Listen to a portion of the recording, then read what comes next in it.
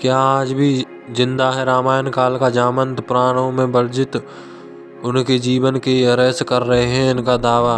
पुराणों के अनुसार कई ऋषि मुनि और देवता आज भी शारीरिक रूप से जीवित हैं। उनमें वशिष्ठ, अत्रि, विश्वामित्र, दुर्वासा, अश्वत्थामा, राजा बाली, हनुमान, विभीषण, कृपाचार्य, परशुराम, मार्कंडेय ऋषि, वेद व्यास और जामंत आदि का नाम शामिल है। आइए जानते हैं पुराणों और धर्मों ग्रंथों में वर्जित उन दावों के बारे में। विज्ञान में बताया गया है कि जामंत विद्वान है, इन्हें वेद उपनिषद पूरे याद हैं। परशुराम और हनुमान के बाद जामंत ही एक ऐसा व्यक्ति है जिसका तीनों लोकों में होने का वर्णन मिलता है।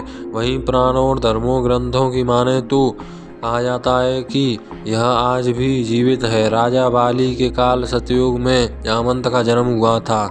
इस वजह से उनकी आयु परशुराम और हनुमान से भी लंबी है। परशुराम से बड़े हैं जामंत और जामंत से बड़े हैं राजा बाली। प्राचीन काल में जामंत को ऋक्षपति कहा जाता था। बाद में यह ऋक्ष शब्द बिगाड़कर रीछ अर्थात भालू के राजा हो गया, भालू का राजा हो गया। वहीं रामायण आदि ग्रंथों में भी उनका चित्रण भालू मानव के रूप में किया गया है।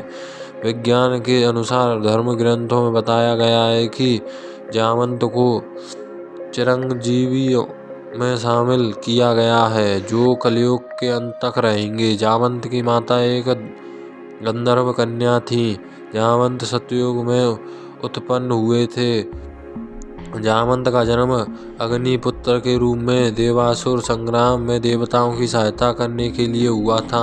कहा जाता है कि वह राजा बाली के काल में भी थे।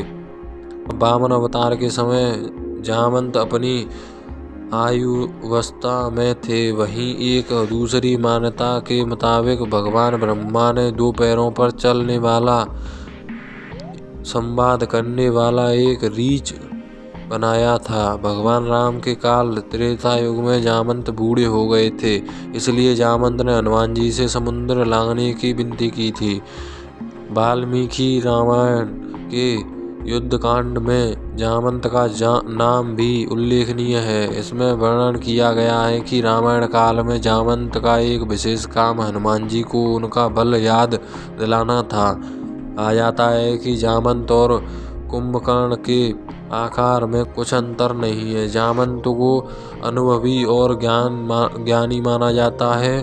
उन्होंने ही हनुमान को हिमालय में प्राप्त होने वाली दुर्लभ औषधियों के बारे में बताया था। अगर आपको हमारी इस वीडियो से कुछ भी नॉलेज मिली है तो हमारे चैनल को सब्सक्राइब करें। धन्यवाद।